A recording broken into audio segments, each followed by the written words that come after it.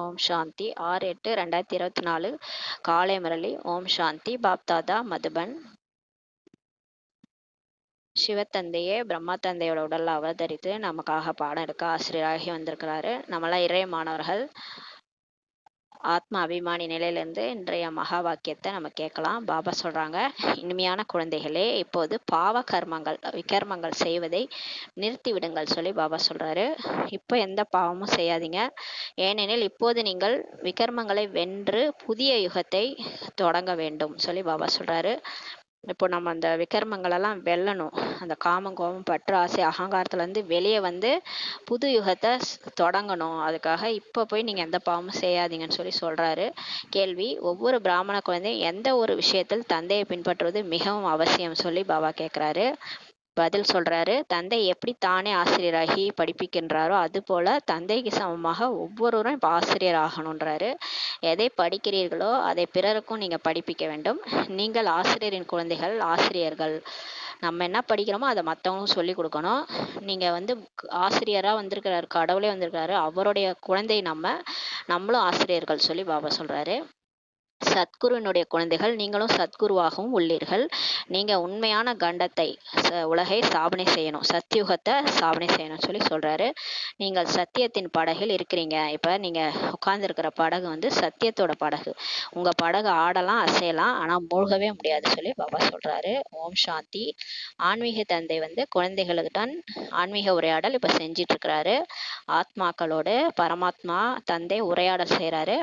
ஆத்மாக்களிடம் இப்போ கேட்குறாரு, ஏனென்றால் இது புது ஞானமாகும் சொல்லி பாபா சொல்கிறாரு. மனிதர்லேருந்து தேவதையாகக்கூடிய இந்த புதிய ஞானம் அல்லது படிப்பு இதை உங்களுக்கு படிப்பிப்பவர் யார் அப்படின்னு கேட்குறாரு.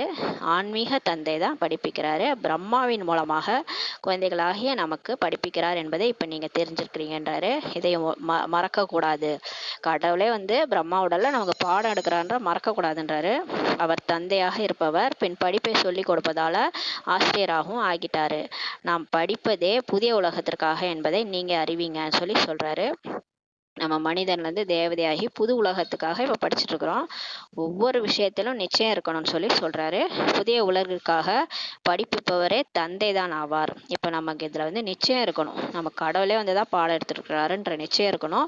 அவர் சொல்கிற ஒவ்வொரு விஷயத்துலையும் நிச்சயம் இருக்கணும். இப்போ புது உலகத்திற்காக படிப்பிப்பவரே தந்தை தான் ஆவார் சொல்லி சொல்கிறாரு. முக்கிய விஷயமே தந்தையுடையதாகும். முக்கியமானதே கடவுள் நம்மளுடைய அப்பா, தந்தையுடையது தான் முக்கியமான விஷயம். அதை வந்து மற்றவங்களுக்கு புரிய வைக்கணும். தந்தை பிரம்மா மூலமாக நமக்கு இந்த கல்வி அறிவை கொடுக்கிறார். யார் மூலமாவது கொடுப்பார் அல்லவா? நேற்று கூட சொன்னார்ல, நான் வந்து யார் மூலமாக தூண்டுதல்லாம் கொடுக்க மாட்டேன், நான் இங்கேயே வந்து சரீரத்தில் அவதரித்து தான் ப்ராக்டிக்கலாக தான் இந்த ஞானத்தை சொல்லி கொடுக்குறேன். அப்போ யார் மூலமாவது சொல்லணும் இல்லையா ஞானத்தை? பகவான் வந்து பிரம்மாவின் மூலமாக தான் ராஜயோகத்தை கற்றுத்தருகிறார் என்று பாடப்பட்டுள்ளது. சாஸ்திரத்தில் கூட இருக்குது, பிரம்மா மூலமாக ராஜயோகத்தை கடவுளே வந்து சொல்லி கொடுத்தாருன்னு. பிரம்மாவின் மூலமாக ஆதி சனாதன தேவி தேவதா தர்மத்தை கடவுளே வந்து இப்போ ஸ்தாபனை செய்கிறார். அந்த தேவி தேவதா தர்மம் இப்போது இல்லை. இப்போது இருப்பதே கலியுகமாகும். ஒரு காலத்தில் கடவுள் ஸ்தாபனை பண்ண அந்த தர்மம் இப்போ இல்லை. சத்தியமான தர்மம் இப்போ இல்லை. இங்கே இப்போது இருப்பது கலியுகம். எனவே சொர்க்கம் ஸ்தாபனை ஆகி கொண்டிருக்கிறது என்பது நிரூபணமாகிறது சொல்லி பாபா சொல்கிறாரு. இப்போ இருக்கிறது நரகம், அதனால் இப்போ சொர்க்கம் இல்லை. அந்த சொர்க்கத்தை இப்போ ஸ்தாபனை பண்ணிட்டு இருக்கிறாருன்றது நிரூபணமாகிறது சொல்லி சொல்கிறாரு. சொர்க்கத்தில் தேவி தேவதா தர்மத்தோர் மட்டுமே இருப்பாங்க. மற்ற இவ்வளவு தர்மங்கள் அனைத்துமே இருக்கவே போவதில்லை சொல்லி பாபா சொல்கிறாரு. அதாவது அழிந்துவிடும். ஒரு தர்மம் மட்டும்தான் இருக்குன்னா அப்போ மற்ற தர்மம் எல்லாம் அழிந்துரும் சொல்கிறாரு. ஏனென்றால் சத்தியுகத்தில் வேற எந்த தர்மமே இருக்கவில்லை. சத்தியுகத்தில் ஒரே ஆதி சனாதன தேவி தேவதா தர்மம் தான் இருந்தது. ஒரு தர்மம், ஒரு ராஜ்யம், எல்லாரும் ஒரே மாதிரியே தான் இருப்பாங்க. ஒரே கடவுள், ஒரே தர்மம் அப்படி தானே சொல்கிறோம். ஆனால் வந்து இங்கே பல தர்மங்கள் இருக்கிறதுனால இது நரகம். இந்த விஷயங்கள் குழந்தைகளாகிய உங்கள் புத்தியில் தான் இருக்குது சொல்லி சொல்கிறார். இப்போது பல தர்மங்கள் இருக்கின்றன.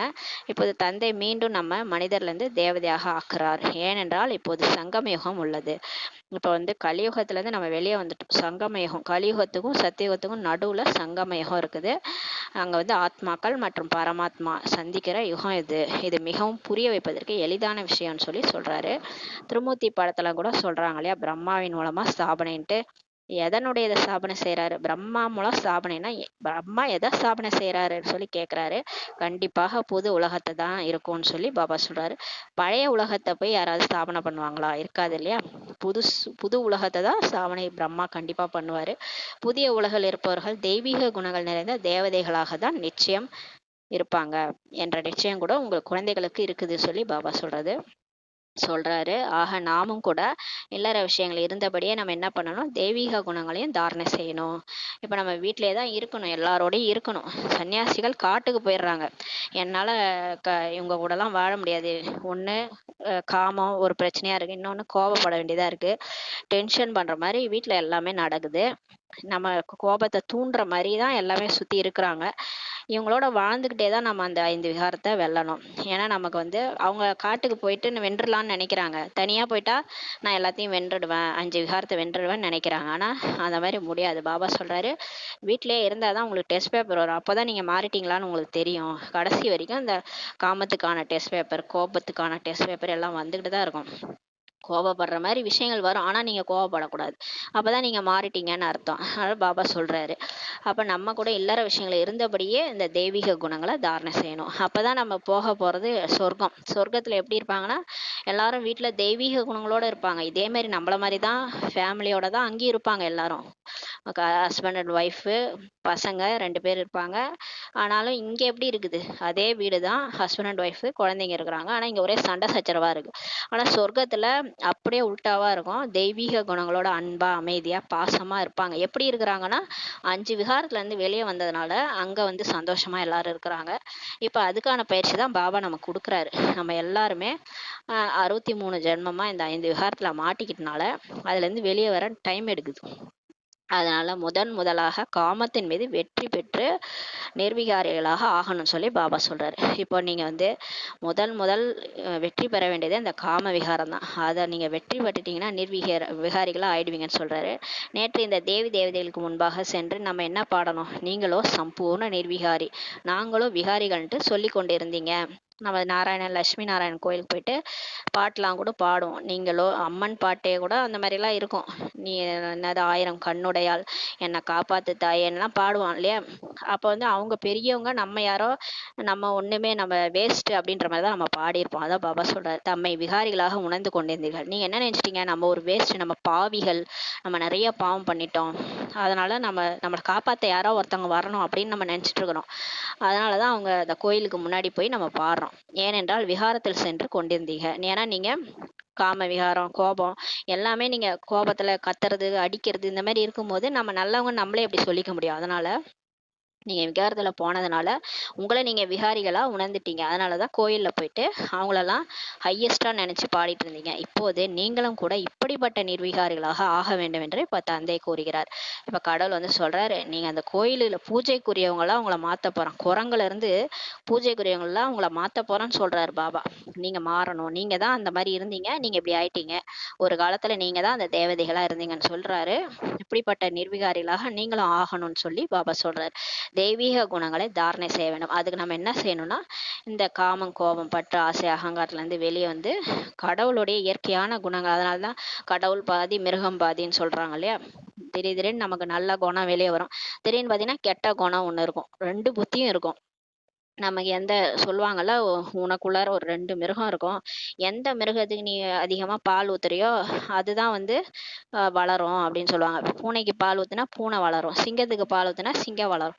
அப்ப அந்த கெட்ட குணத்துக்கு நம்ம சோறு போட்டுட்டே இருந்தோம்னா அதுதான் வளர்ந்துட்டே போகும். நல்ல தெய்வீக குணங்களுக்கு நம்ம சாப்பாடு போட்டோம்னா அது வளரும். அதான் பாபா சொல்றாரு, நீங்க உங்களுக்குள்ளார இருக்கிற தெய்வீக குணங்களை தட்டி எழுப்புங்கன்றாரு. அனாதியில அதுதான் இருந்துச்சு, ஆரம்பத்துல நீங்க அப்படிதான் இருந்தீங்க, இப்படி ஆயிட்டீங்கன்னு சொல்றாரு. காமம், கோபம் முதலான விகாரங்கள் இருந்தது என்றால் தெய்வீக குணங்கள் என்று சொல்லவே மாட்டோம்னு சொல்லி சொல்றாரு. நீங்க அந்த காமம், கோபப்படுறதெல்லாம் என்ன தப்பா, சில பேர் கேக்குறாங்க.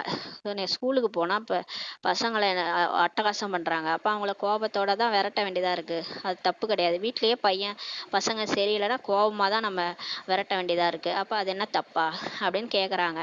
பாபா சொல்றாரு, காமம், கோபம் இப்படி இருந்தாலே நீங்க தெய்வீக குணம் தேவதைகள்னு உங்களை சொல்ல முடியாதுன்னு சொல்லி சொல்றாரு. விகாரத்தில் செல்வது, கோபம் கொள்வது இவை அசுர குணங்களாகும் சொல்லி பாபா சொல்றாரு. அப்ப காம விகாரத்துல போகிறது, கோபப்படுறது இது எல்லாத்துமே அசுர குணங்கள் சொல்லி பாபா சொல்றாரு. ஏன்னா சில பேர் வந்து சிலதெல்லாம் நல்லது தானே, ஊர்ல எல்லாருமே அப்படித்தானே இருக்கிறாங்க அப்படின்னு நினைச்சுக்கிறாங்க. அதான் பாபா சொல்றாரு, இதுல இருந்தெல்லாம் வெளியே வரணும். யாரும் இன்னும் மாறல. பிகே வாய் இருக்கிறவங்களே கூட முயற்சியாளர்கள் தான், இப்போ முயற்சி தான் பண்ணிட்டு இருக்காங்க. எல்லாரும் பாபா நினைவு பண்ணி முரளி படிச்சு படிச்சு மாறுறதுக்கு தான் முயற்சி பண்ணிட்டு இருக்கிறாங்க. பாபா சொல்றாரு, தேவதைகளிடம் பேராசை இருக்குமா என்ன? தேவதைகள்கிட்ட பேராசை கூட ஒரு கெட்ட குணம் தான். அது ஒரு விகாரத்துல ஒண்ணு. நம்ம வந்து ஒரு வீடு வாங்கணும் அப்படின்னு நினைக்கலாம். அதுக்காக ஒரு ஊரே வாங்கணும்னு நினைக்கிறது அது பேராசை தான். ஒரு நாட்டையே நான் வாங்கணும் அப்படின்னா அது ஒரு பேராசை தானே. அந்த மாதிரி பேராசை எல்லாம் இருக்குமா? தேவதைகள்கிட்ட அந்த மாதிரி இருக்குமா? அது அன்னைக்கு கூட சொன்னார்ல, புடவைக்கே உதாரணம் சொன்னார். ஒரு புடவை 2 புடவை எதுக்கு அத்தனை புடவை நீங்கள் வச்சுக்கிறீங்க, போகும்போது எடுத்துட்டா போக போறீங்கன்ட்டு. அந்த மாதிரி நம்ம பேராசைப்படுறது தப்புன்னு சொல்லி பாபா சொல்றாரு. தேவதைகள் அந்த மாதிரி பேராசைப்பட மாட்டாங்க. அங்கே 5 விகாரங்கள் இருப்பதே இல்லை. சொர்க்கத்துல 5 விகாரம் இருக்கவே இருக்காது. இது ராவணனின் உலகமாகும் சொல்லி பாபா சொல்றாரு. இதுவோ மாயாவுடைய உலகம். இங்க 5 விகாரம் தான் தலை தூக்கிட்டு இருக்குது. ராவணனின் பிறவியோ திரேதாயகம் மற்றும் துவாபரயுக சங்கமத்துல தான் ஏற்படுகிறது சொல்லி பாபா சொல்றாரு. எங்க அந்த மாயா பிரவேசம் ஆகுதுன்னா, இந்த திரேதா முடிஞ்சு துவாபரயுகம் ஸ்டார்ட் ஆகுதுல்ல, அப்பதான் வருது மாயான்னு சொல்றாரு. அப்ப எல்லாருக்குள்ளாரையும் அந்த கொரோனா வைரஸ் மாதிரி அந்த குணங்கள் வந்து பரவிடுது. யாருக்கும் இல்லைன்னுலாம் கிடையாது. எல்லாருக்கும் இப்ப யாரெல்லாம் உடம்புல நடிச்சிருக்காங்களோ எல்லாருக்கும் அந்த 5 விகாரம் இருக்குது. வேணா அந்த கேட்டகரி அந்த பெர்சன்டேஜ் வேணா கம்மியா அதிகமா அந்த மாதிரி இருக்கும். ஆனா கண்டிப்பா எல்லாருக்குள்ளாரையும் அந்த விகாரம் இருக்குது. பாபா சொல்றாரு, இந்த பழைய உலகம் மற்றும் புதிய உலகத்தில் சங்கமம் இருப்பது போல அதுவும் ஒரு சங்கமம் அல்லவா. இப்ப எப்படி இந்த கலியுகத்துக்கும் சொர்க்கத்துக்கும் நடுவுல சங்கம யுகம் இருக்கிற மாதிரி பாபா வராரு இல்லையா, அது மாதிரி அங்கேயே ஒரு சங்கமம் இருக்கும். திரேதா யுகத்துக்கும் துவாபர யுகத்துக்கும் நடுவுல ஒரு சங்கமம் இருக்கும். அங்கதான் அந்த ராவணனே புகுதுன்னு சொல்லி சொல்றாரு. இப்போது ராவண ராஜ்யத்துல துக்கம் தான் இருக்குது இல்லையா, நோய் இருக்கிறது, துக்கம் இருக்கிறது. இது ராவண ராஜ்யம் என்றே அழைக்கப்படுகிறது. ராவணனை வருஷா வருஷம் எரிக்கிறாங்க. ஏன் எரிக்கிறாங்கன்னு தெரியாம எரிச்சிருக்கிறாங்க.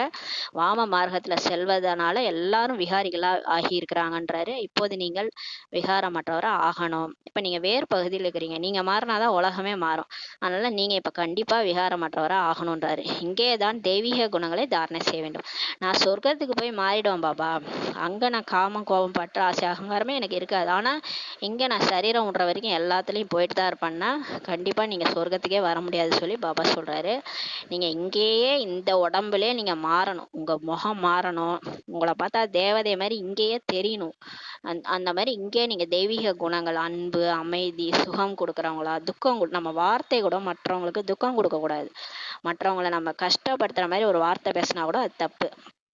நம்ம சுகம் கொடுக்குற வார்த்தைகளை நம்ம பேசணும். இது எல்லாமே இங்கேயே நீங்க தாரணை செய்யணும். நான் ஒன்றும் சொர்க்கத்துல உங்களை நான் கேட்கல, இங்கேயே நீங்க மாறணுன்றாரு. யார் எப்படிப்பட்ட கர்மத்தை செய்யறாங்களோ அப்படிப்பட்ட பலனை அடையறாங்கன்னு சொல்லி பாபா சொல்றாரு. குழந்தைகள் இப்போது எந்த பாவ கர்மங்களும் செய்யக்கூடாது. பாபா சொல்றாரு, இந்த நேரத்துல யாருக்கும் துக்கம் கொடுத்துறாதீங்க. அப்ப அந்த பாவம் வந்து உங்க தலைமையில ஏறிடுன்றாரு. ஒருவர் ராஜா விக்ரமாஜித், விகாரத்தை வென்றவர். இன்னொருத்தர ராஜா விக்ரமன் சொல்லி சொல்லுவாங்க. இந்த விக்ரமாஜித்னா விகாரத்தை வென்ற ராஜா. விக்ரமன் ராஜா வந்து விகாரி ராஜான்னு சொல்றாரு. இது விக்ரமனின் காலம். அதாவது இப்ப கலியுகம் வந்து விக்ரமனின் காலம். இங்க வந்து விகர்மம் தான் நடக்குது இல்லையா, அதாவது ராவனுடைய விகாரிகளின் காலமாக இப்ப இருக்குது சொல்றாரு. இதை யாருமே புரிஞ்சுக்க மாட்டாங்க. அதுதான் நல்லதுன்னு நினைச்சுக்கிறாங்க. ஏன்னா ஊரோட ஒத்து வாழுங்க, எல்லாரும் அப்படித்தானே இருக்கிறாங்கன்னு சொல்றாங்க. ஆனா அந்த 5 விகாரத்தினாலதான் இப்ப கிரைமே அதிகமா நடக்குது உலகத்துல. கொலை சின்ன குழந்தைகளை கூட கொலை பண்றது காரணமே அந்த காம விகாரம் தான்ன்றது புரிஞ்சுக்க மாட்டாங்க. ஆனா இதெல்லாம் ஏன் விட சொல்றீங்கன்ட்டு இங்க கேக்குறாங்க. ஏன்னா அந்த விகாரம் சின்னதா செஞ்சாலும், அதாவது திருடன் வந்து 10 ரூபா திருடினாலும் திருட்டுதான். அதே 1000 ரூபாய் லட்சக்கணக்கான திருடினாலும் திருட்டுதான். அதான் பாபா சொல்றாரு, சின்னதா நீங்க செஞ்சா கூட வேறு பகுதியில இருந்து நீங்க செய்றீங்க இல்லையா, அது தவறுன்னு சொல்லி பாபா சொல்றாரு. கல்பத்தின் ஆயுளை பற்றியும் யாருக்குமே தெரியாது பாபா சொல்றாரு. இப்ப 5000 வருஷம் தான் இந்த கல்பன்றது கூட யாருக்கும் தெரியாது. உண்மையில தேவதைகள் விக்ரமத்தை வென்றவர்களாக இருப்பவங்க தான். 5000 வருடங்களில 2500 வருஷங்க ராஜா விக்ரமனுடையதா இருக்குது. மீதி 2500 வருஷம் ராஜா விக்ரமாதித்யனுடையதா ஆயிடும்னு சொல்லி சொல்றாரு. பாதி விக்ரமத்தின் உடையதாகும் அந்த மனிதர்கள் சொல்றாங்க. ஆனா எதுவுமே அவங்களுக்கு தெரியாது. ஆனா அந்த ஜாதகத்துல இதுலதான் எழுதியிருப்பாங்க, பஞ்சாங்கத்துலலாம் விக்ரம ஆண்டு, விக்ரமாஜித் ஆண்டுன்னு. ஆனா அவங்களுக்கு புரியாம சொல்லிட்டு இருக்காங்க. உண்மையிலே இப்ப விக்ரம ஆண்டுன்னா நம்ம விகர்மம் பண்றது அதிகமா இருக்குது, அதனாலதான் விக்ரம ஆண்டுன்னு சொல்லி சொல்றாங்க. விக்ரமாஜித்தின் காலம் 1ஆம் வருடத்திலிருந்து தொடங்குறது என்று நீங்கள் சொல்வீர்கள். நம்ம சொல்றோம் எப்ப இந்த விக்ரமத்தை நம்ம வெல்றோமோ அப்ப விக்ரமாஜித் ஆகிறோம். அப்ப அது 1/1/1ல இருந்து ஆரம்பிக்குதுன்ட்டு நம்ம சொல்றோம். பின் 2500 வருஷங்களுக்கு பிறகு விக்ரமனுடைய காலம் தொடங்குதுன்னு சொல்லி பாபா சொல்றாரு. இப்போது விக்ரமனின் காலம் முடிய போகுது. இப்ப எல்லா அராஜகத்துக்கும் எண்டு போட போறாரு பாபா. இப்போ மாயாவுக்கு எண்டு போட போறாரு. மீண்டும் நீங்க விக்ரமாஜித் மகாராஜா மகாராணியாக இப்ப ஆகிட்டு இருக்கிறீங்க. அப்படி ஆகிடும்போது விக்ரமாஜித் காலமும் தொடங்கிடும்னு சொல்லி சொல்றாரு. அதாவது சத்தியுகம் வந்துரும்னு சொல்றாரு. இவை அனைத்துமே நீங்க தான் தெரிஞ்சிருக்கிறீங்க. பிரம்மா ஏன் அமர்த்தப்பட்டுள்ளார் என்று உங்களை கேட்குறாங்க. அட உங்களுக்கு இவரிடம் என்ன வேண்டி இருக்கிறது சொல்லி பாபா கேட்குறாரு. சரி, இந்த திருமூர்த்தி சித்திரத்துல ஏன் இந்த ஒரு போட்டோவை வச்சுக்கிறீங்கன்ட்டு எல்லாம் கேட்குறாங்க. பாபா கேட்குறாரு, இவர்கிட்ட உங்களுக்கு என்ன வேண்டி இருக்குது? எங்களுக்கு படிப்பிப்பவர் இவர் அல்ல. நாங்கள் சிவபாபாவிடம் படிக்கிறோம். இவரும் அவரிடம்தான் படிக்கிறார். படிப்பிப்பவரோ ஞானக்கடல் ஆவார். பாருங்க, இங்க சொல்லி கொடுக்குறவர் கடவுள் தான். இவர் உடம்புல வந்து சொல்லித்தராரு, இவர் சொல்லித்தரல. இவரும் அவரிடம் தான் படிக்கிறார். இந்த பிரம்மா பாபா கூட சிவபாபாட்ட தான் படிக்கிறாரு. படிக்க வைக்கிறவரோ ஞானக்கடல் தான். அவர் விசித்திரமானவர், உடலற்றவர். அவருக்கு சித்திரம் அதாவது உடலே கிடையாது. சித்திரம்னா உடல், விசித்திரம்னா உடல் அற்றவர்னு அர்த்தம். விசித்திரமானவர் வந்து நமக்கு படிப்பு சொல்லித்தரார். அவர் நிராகார் என்றுதான் அழைக்கப்படுகிறார் சொல்லி பாபா சொல்றாரு. அங்க பரந்தாமத்துல எல்லாருமே நிராகார ஆத்மாக்களும் இருக்கிறாங்கன்னு சொல்லி சொல்றாரு. பிறகு இங்கே வந்துதான் உடலோட இருக்கிறவங்களா மாறிடுறோம். எல்லாரும் இங்க சாக்காரி ஆயிடுறோம்னு சொல்லி சொல்றாரு. அங்க ஆத்மாவா புள்ளியாதான் இருக்கிறோம், இங்க வந்துதான் உடல் எடுக்கிறோம்னு சொல்லி சொல்றாரு. பரம்பிதா பரமாத்மாவை அனைவருமே நினைவு செய்யறாங்க. ஒரு துக்கம்னு வந்துட்டா எல்லாரும் ஓ கடவுளேன்ட்டு மேல பார்த்துதான் கையை தூக்கி கூப்பிடுறாங்க, கீழே பார்த்தா கூப்பிடுறாங்க. சர்வவியாபின்னு சொல்லிட்டாங்க, எல்லா இடத்துலயும் இருக்கிறாருன்னா அப்புறம் ஏன் கஷ்டம் வரும்போது வானத்தை பார்த்து கூப்பிடுறீங்க, கடவுளே வரமாட்டியா, நான் காப்பாற்ற மாட்டியான்ட்டுன்னு சொல்லி கேட்கிறாரு. அவர் ஆத்மாக்களின் தந்தை ஆவார். லௌகீக தந்தையை பரம என்ற வார்த்தையில் கூறுவதில்லை. நம்ம இப்ப சாதாரண நம்ம அப்பா இருக்கிறாருன்னா அவர் பேர் என்ன, சாதாரணமாக தானே ஒரு பேர் வைக்கிறோம். உடலுக்கான அப்பா, சரீரத்தினுடைய அப்பா இருக்கிறாருன்னா அவர் எங்கேயாவது பரமன்னு சொல்லி நம்ம கூப்பிட்றோமா? இல்லை இல்லையா? ஆனால் பரமாத்மாவை நம்ம ஆத்மாக்களின் தந்தையை வந்து பரமாத்மான்னு தான் கூப்பிட்றோம். இவை புரிந்து கொள்ளக்கூடிய விஷயங்கள் அல்லவா சொல்லி பாபா சொல்றாரு. பள்ளி குழந்தைங்க படிப்பின் மீது கவனம் கொடுக்குறாங்க. ஏதாவது பதவி அடையும் போது வக்கீலான பிறகு படிப்பே நின்று விடுகிறது. வக்கீலான பிறகு அவர் படிப்பை படிக்க மாட்டார். இப்போ ஏதாவது ஒரு டாக்டர் படிக்கிறோன்னா டாக்டர் படித்து முடிச்ச பிறகு நம்ம படிக்க மாட்டோம் இல்லையா? வக்கீல் படிக்கிறோன்னா வக்கீல் ஆன பிறகு படிப்பு படிக்க மாட்டோம். படிப்பு முடிஞ்சிருது இல்லையா? நீங்கள் கூட தேவதை ஆயிட்டீங்கன்னா இந்த படிப்பு முடிஞ்சிடும், படிக்க வேண்டிய அவசியமே இல்லை சொல்லி பாபா சொல்கிறாரு. தேவதைகளின் ராஜ்யமும் 2500 வருஷங்கள் நடக்குது. இந்த விஷயங்கள் குழந்தைகளாகிய நீங்கள் தான் அறிவீங்கன்னு சொல்லி பாபா சொல்கிறாரு. பிறகு நீங்க மற்றவங்களுக்கு புரிய வைக்கணும், இதையும் சிந்தனையில் வைக்க வேண்டும். படிக்க வைக்கவில்லை என்றால் ஆசிரியராக எப்படி ஆக முடியும்? நீங்க மற்றவங்கள படிக்க வைக்கணும், அப்பதான் நீங்க ஆசிரியரா ஆக முடியும்னு சொல்லி சொல்றாரு. நீங்கள் அனைவரும் ஆசிரியர்கள் ஆவீர்கள். இப்ப பாபா எல்லாரையும் தான் சொல்றாரு. பிகே ஆன எல்லாருமே ஒருத்தவங்க மத்தவங்க போய் சொல்லணும். அதுவும் மாத்தாஸ்னாலே கண்டிப்பா தனக்கு தெரிஞ்ச விஷயத்த ஊரு ஃபுல்லா பரப்பிடுவாங்க. கெட்ட விஷயத்த பரப்புறீங்கல்ல, ஏன் நல்ல விஷயத்த பரப்பக்கூடாது? இந்த ஞானத்தை போய் எல்லாருக்கும் சொல்லுங்கன்றார் பாபா. அதனாலதான் ஞான கலசத்தையே மாதாஸ் தலையில வைக்கிறார் பாபா வந்து. யார் பெண்கள் நரகத்தின் வாசல்ன்ட்டு சொன்னாங்களோ சன்னியாசிகள், அதே பெண்கள் தலையில கலசத்தை வச்சு பெண்கள் சொர்க்கத்தின் வாசல்னு சொல்லி கடவுளே வந்து சொல்றாரு. அப்ப நீங்க ஏன் ஆசிரியர் ஆகக்கூடாது? நீங்க அனைவரும் ஆசிரியர்கள் ஆவீர்கள், ஆசிரியரின் குழந்தைகள் அல்லவா சொல்லி பாபா சொல்றாரு. எனவே நீங்களும் ஆசிரியர் ஆகணும். ஆக படிப்பிக்க எத்தனை ஆசிரியர்கள் தேவை? பாபாவுக்கு நிறைய டீச்சர் வேணுன்றாரு. எப்படி தந்தை ஆசிரியர் சத்குருவாக இருக்கிறாங்களோ அப்படியே நீங்களும் ஆசிரியர் ஆவீர்கள். அவர் எப்படி நமக்கு தந்தையாவும் இருக்கிறாரு, ஆசிரியரா சத்குருவா எல்லா ரோலும் பண்றாருல்ல, ஏன் உங்களால முடியாதா என்ன? நீங்களும் ஆசிரியர் சொல்லி சொல்றாரு. சத்குருவின் குழந்தைகள் சத்குரு ஆவீர்கள். நீங்க சத்குரு வழிகாட்டி, அவர் நமக்கு வழிகாட்டுறாரு, நம்ம மற்றவங்களுக்கு வழிகாட்டணும். நம்ம மட்டும் கஷ்டத்துல இருக்கும்போது கடவுளையும் கூட்டோனே கடவுள் வந்துட்டாருல, வந்து நமக்கு 3வது கண்ணை திறந்தாரு இல்லையா? வந்தாருல்ல, யார் மூலமா சொன்னாருல்ல? யாரோ ஒருத்தவங்க நமக்கு சொன்னாங்க, இந்த மாதிரி இந்த இடத்துக்கு போங்க, மனசு அமைதி கிடைக்கும், இந்த ஞானத்தை கேளுங்கன்னு சொன்னாங்கல்ல.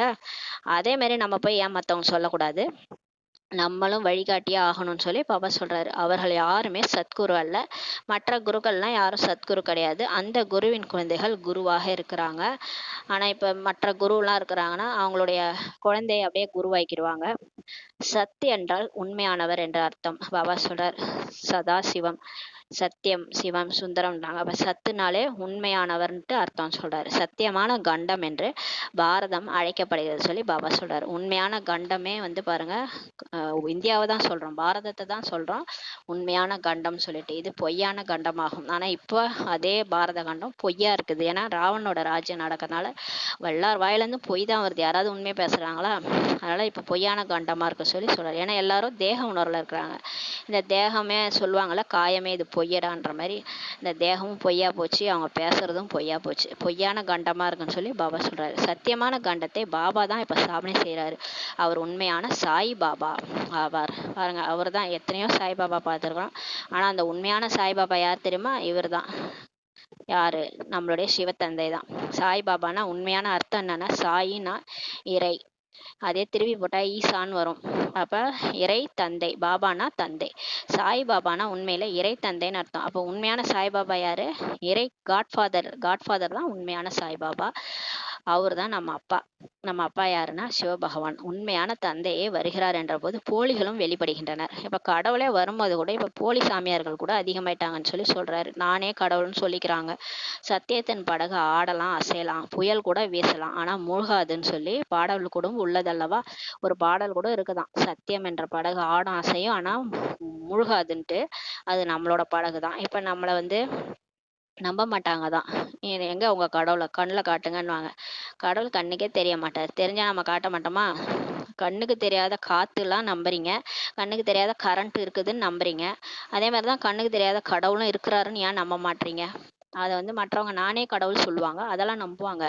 ஆனா வந்து கடவுள் கண்ணுக்கு தெரிய மாட்டாரு. ஆத்மா நம்மளும் கண்ணுக்கு தெரிய மாட்டோம். ஆனா அவரை உணர முடியும். எப்படி காற்றை உணர்றோம், கரண்ட்டை உணர்றோம், அது மாதிரி ஆத்மாவை நம்மளால உணர முடியும். அதே மாதிரி கடவுளையும் நம்மளால உணர முடியுன்றத நம்ப மாட்டாங்க. அதுதான் உலகம். இது பொய்யான உலகம்னு சொல்லி பாபா சொல்றாரு. மாயின் புயல்கள் நிறைய வரும். பாபா சொல்றாரு மாயோட புயலும் நிறைய வரதான் செய்யும். குழந்தைகளுக்கு புரிய வைக்கப்படுகிறது சொல்லி சொல்றாரு. ஏன்னா இப்ப மாயா வந்து விடை பெற போகுது. அணைய போற விளக்கு பிரகாசமா எரியும் இல்லையா? அந்த மாதிரி இப்ப மாயா விடை பெற அதோட ராஜ்யம் முடிய போகுது. அதனால உங்களுக்கு நிறைய புயல் வரும் தான் செய்யும். நீங்க இந்த காம, கோபம், பற்று, ஆசை, அகங்காரத்துல இருந்து வெளியே வர வரைக்கும் இந்த 5 மூலமா உங்களுக்கு டெஸ்ட் பேப்பர் வந்துகிட்டே இருக்கும். எல்லாத்தையும் தூண்டுற மாதிரி, கோபத்தை தூண்டுற மாதிரி டெஸ்ட் பேப்பர் வரும். மற்றவங்க வந்து நம்ம பேசுறது நமக்கு டென்ஷன் ஆகுற மாதிரி இருக்கும். அந்த மாதிரி நிறைய விஷயங்கள் நடக்கும். அதனால பாபா சொல்றாரு, நீங்க ஃபரிஸ்தாவா மாறிடுங்க, செத்துருங்கன்னாருல. நீங்க செத்துருங்க அப்படிதான் சொல்றாரு. உயிரோட இருந்து செத்துருங்க. அப்பதான் உங்களால எதுக்கும் நீங்க ரியாக்ட் பண்ண மாட்டீங்க. உயிரோட இருந்தீங்கன்னா எல்லாத்துக்கும் ரியாக்ட் பண்ணுவீங்கன்னு சொல்லி பாபா சொல்றாரு. நான் ஃபரிஸ்தான்னு நினைச்சிட்டு இருந்தீங்கன்னா எந்த ஒரு விஷயமும் உங்களை பாதிக்காது. பாபா சொல்றாரு, அவரை கண்டு பயப்படக்கூடாது. யார் என்ன பேசினாலும் சரி, மாயா வந்து ஏதாவது நம்மளை டெஸ்ட் பண்ணாலும் சரி, எதையும் பார்த்து பயப்படக்கூடாது. ஏன்னா நம்மளாம் யாரு? சர்வ சக்திவான். புலியோட குழந்தை. புலிக்கு பிறந்தது பூனை ஆகுமா? அப்ப சர்வ சக்திவானுடைய குழந்தைகள் நம்மளாம் மாஸ்டர் சர்வ சக்திவான்றனால எதுக்கும் பயப்படக்கூடாது சொல்லி பாபா சொல்றாரு. மாயின் புயல்கள் வீசும் என்று சன்னியாசிகள் ஒருபோதும் சொல்ல மாட்டார்கள். பாருங்க, சன்னியாசிகள்கிட்ட போனா இங்க வந்தீங்கன்னா உங்களுக்கு மாயா வரும், மாயா புயல் வீசும்லாம் என்னைக்காவது நம்ம சன்னியாசி சொல்லி கேட்டிருக்கோமா? இல்லவே கிடையாது, சொன்னதே கிடையாது. இங்கதான் பாபா நமக்கு மாயானா என்ன, அது வந்து உங்களை டெஸ்ட் பண்ணும், அது உங்களை என்கிட்ட வர விடாது, எல்லாமே பாபா தான் சொல்லி நமக்கு புரிய வைக்கிறார். படகை எங்கே கரை சேர்ப்பது என்பதை அவர்களுக்கே தெரியாது. சன்னியாசிகளுக்கு படகுனா என்ன, அதை எப்படி கரை சேர்க்கிறது, எதுவுமே அவங்களுக்கு தெரியாது. இப்ப நமக்கு தான் தெரியுது இந்த வாழ்க்கையே ஒரு படகு. அதை ஓட்டுறவரு இப்ப சர்வ சக்திவான் கையில நம்ம கொடுத்துட்டோம். படகோடைய துடுப்பை கொடுத்துட்டோம். அவரு தான் ஓட்டுறாரு. சர்வ சக்திவானே நம்ம வாழ்க்கைன்ற படகை ஓட்டிட்டு இருக்கிறாரு. அப்புறம் என்ன கவலை? அவரோட படகுல நம்ம உட்கார்ந்துருக்கிறோம். ஓட்டுறவரே கடவுள், நம்ம எதுக்கு பயப்படணும்? கரை சேர்த்துருவாரு, கண்டிப்பா கரை சேர்த்துருவாரு. அது வரைக்கும் நிறைய புயல் வீசினாலும் ஓட்டுறவர் கடவுள் தானன்ட்டு நீங்க தைரியமா உட்காந்துருங்க.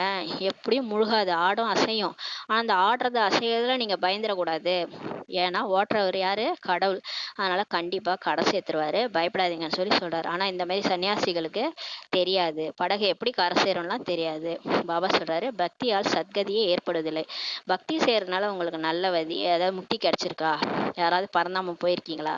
இல்லையே, எங்கே தானே பிறந்து பிறந்து கஷ்டப்பட்டுன்னு திரும்ப கடவுளை கூப்பிட்டுட்டு இருக்கிறீங்க. பதித்த பாவனரே வாருங்கள்னு சொல்லி ஏன் கூப்பிடுறீங்க? சரி, பக்தி பண்ணியிருந்து இந்நேரம் போயிருந்தா பாப்புலேஷனே கம்மியாக இருக்குமே. உலகத்தில் இந்நேரம் பாப்புலேஷன் ஒரு 100 கோடி, 800 கோடிக்கு 100 கோடியாவது குறைஞ்சிருக்கணும்ல. எதுவுமே குறையல, இருக்க பாப்புலேஷன் அதிகமாவது. பக்தி பண்ண பாட்டில் யாரும் முக்தி அடைஞ்ச மாதிரியும் தெரியலையேன்னு சொல்லி கேட்குறாரு. கீழே தான் இறங்கியபடி செல்கின்றனர். பக்தி பண்ணி பண்ணி எல்லாம் கீழே தான் இறங்கி வந்தீங்க. பகவான் வந்து பக்தர்களுக்கு இப்போ பக்தியின் பலனை கொடுக்கிறார் என்று சொல்கின்றனர். சொல்றாங்க, பகவான் வருவாரு, பக்தி பலனை கொடுப்பாருன்ட்டு. கண்டிப்பாக பக்தி செய்யதான் வேண்டியுள்ளது. பாபாவும் சொல்றாரு, பக்தி பண்றது நல்லதுதான். என்னை தேடினீங்க, நான் கிடைச்சிட்டேன், அதுதான் உங்களுடைய பலன், பக்திக்கான பலன் சொல்லி சொல்றாரு. நல்லது. பக்தியின் பலனாக பகவான் என்ன கொடுப்பார்? கண்டிப்பாக சத்கதியை கொடுப்பார்.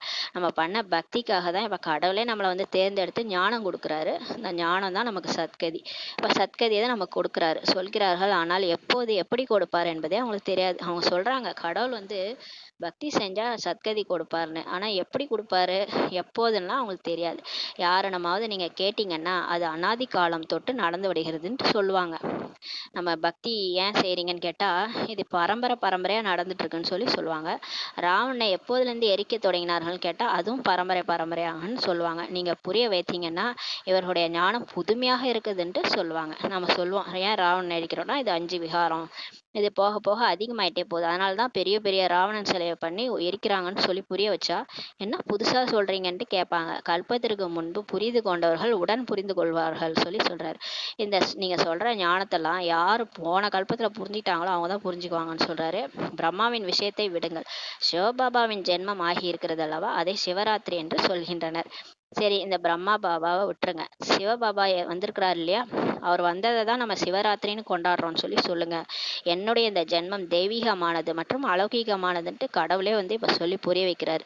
அவர் ஒன்றும் கர்ப்பத்தில் வந்து பிறந்து வரல, அவர் பிறப்பிறப்புல வரல, ஒரு அம்மா வயத்துல பிறக்கல. அவர் நேரடியாக பிரவேசமாகிறார், ஒரு வயோதிகர் உடல்ல பிரவேசமாகறன்ட்டு பகவத்கீதையில கூட இருக்குது. கிருஷ்ணர் எதுக்கு வந்து அவருக்கே உடல் இருக்குது, அவர் ஏன் வயோதிகர் உடல்ல வந்து பிரவேசமாகணும்? அப்படி ஏன் பகவத்கீதையில எழுதியிருக்கணும்? இதெல்லாம் நம்ம புரிய வைக்கலாம். இதெல்லாம் கேட்கும்போது அவங்களே அப்பதான் புரிஞ்சுக்குவாங்க. அப்போ வந்து கடவுள் வந்து பிறப்பிறப்பற்றவர், அவருக்கு உடல் கிடையாது, அவரோட ஜென்மம் வந்து தெய்வீகமானது அலௌகிகமானதுன்ட்டு இப்போ புரிய வைக்கிறாரு. இயற்கையாக மனிதர்கள் எடுப்பது போன்ற பிறவி கிடைப்பதில்லை, ஏனென்றால் அவர்கள் அனைவரும் கர்ப்பத்தில் ஜென்மம் எடுக்கிறாங்கன்னு சொல்றாரு. சரீரதாரிகளா ஆகிறாங்க. ஆனா நான் கர்ப்பத்துல பிரவேசம் செய்வதே இல்லை, நான் ஒரு குழந்தை உடல்ல வர்றதே கிடையாது சொல்றாரு. இந்த ஞானத்தை பரம்பிதா பரமாத்மா ஞான கடலை தவிர யாருமே கொடுக்க முடியாது சொல்லி பாபா சொல்றாரு. ஞான கடல் என்று எந்த மனிதருக்குமே சொல்லப்படுவதில்லை. யாரையுமே நம்மளால ஞான கடல், ஈவன் கிருஷ்ணரை கூட சொல்ல முடியாது.